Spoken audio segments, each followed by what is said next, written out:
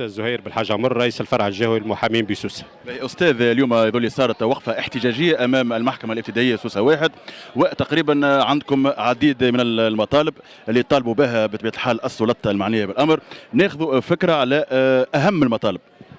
أهم المطالب اللي هي حقيقة تتمحور أساسا حول إصلاح منظومة العدالة، اللي هي حقيقة كما نعرف الكل الوضعية أصبحت وضعية معناها مرهقة للمحامين، مرهقة للمتقاضين، أصبحت وضعية تتطلب تدخل عاجل. فبالتالي هيئة المحامين في شخص عميدها ومجلس هيئتها قدموا طلبات في من جانفي 2026 لوزارة العدل في عديد الإصلاحات اللي تهم قطاع العدالة، سواء بخصوص معناها نقلة القضاة، سواء بخصوص إرساء ضمانات المحاكمة العادلة، سواء بخصوص معناها المطالب بتعزيز الإطار القضائي والإداري. الحقيقة معناها أصبحت المحاكم معناها مكتظة بالملفات، وأصبحت الجلسات مرهقة تقعد حتى إلى ساعات متأخر من الليل، وبالتالي أصبحت مصلحة المواطن مهددة، والمواطن أصبح في وضعية لا يمكن أن يدافع عن نفسه.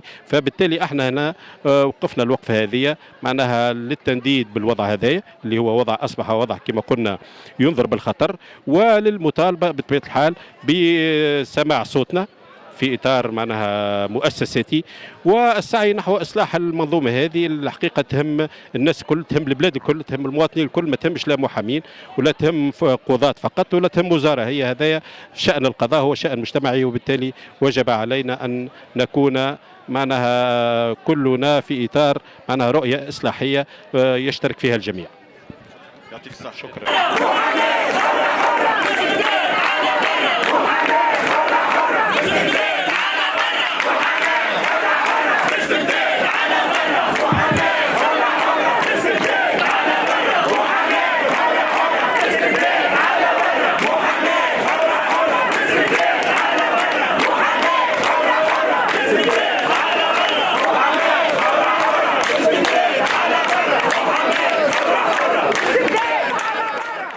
نوجهوا رسالة وبعد نمشوا ننهوا السنة القضائية نتاعنا في تقييمها.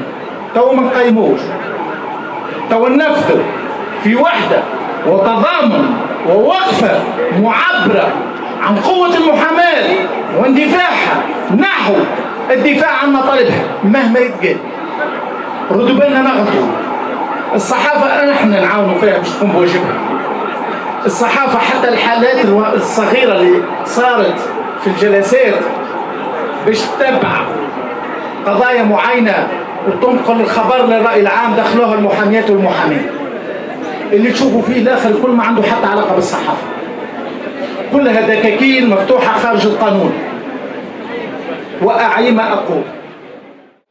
اليوم احنا في الجولة قبل الأخيرة في تنفيذ قرارات مجلس الهيئة الصادرة بتاريخ 13 ماي 2026، واللي عاين عدم وجود أفق للحوار وتجاهل كلي من قبل وزارة العدل لمطالبنا اللي تبلغوا بها كتابيا واللي نشرناها، وكانت عبر حمل الشارة الحمراء احتجاجا على هذا التجاهل من 18 ماي.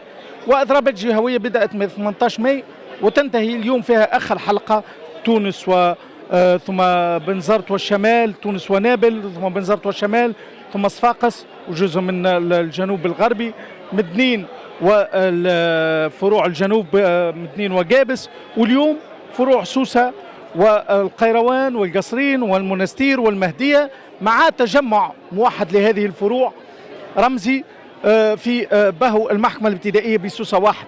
كما شهدتوا العدد المهم جدا اللي حضر من المحاميات والمحامين اللي تنقلوا في يوم قائض، ولكن حرارة الطقس عوضتها حرارة الحضور والدعم لمطالب المهنة اللي مصرين عليه. نحن في المحاماة التونسية نحتاج ونرفض ونعبر عن رفضنا لتجاهل مطالبنا المستحقة. اليوم هذه جولة، وكذلك نعبر عن رفضنا لتجاهل إصلاح العدالة وإنكار لها.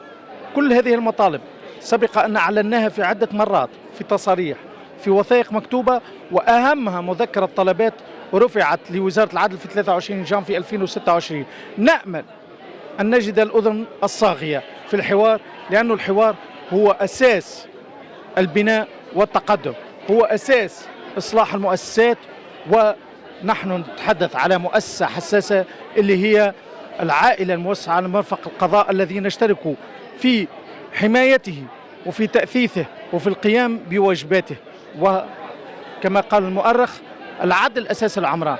هذه مؤسسة حساسة لا تحتمل التوتر، والحوار مسألة أساسية في المضي بها قدما. نأمل أن نجد ردود فعل إيجابية. في انتظار ذلك نحن ماضون في تنفيذ ما قرره مجلس الهيئة، والذي سيكون ويتوج يوم 18 جوان القادم بإضراب على المستوى الوطني وتجمع للمحاميات والمحامين على المستوى الوطني بقصر العدالة بشارع بابنات بتونس.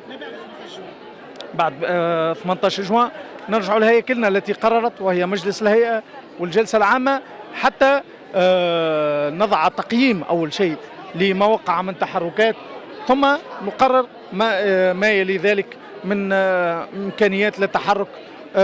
طبعا من يقررها مجلس الهيئة. شكرا.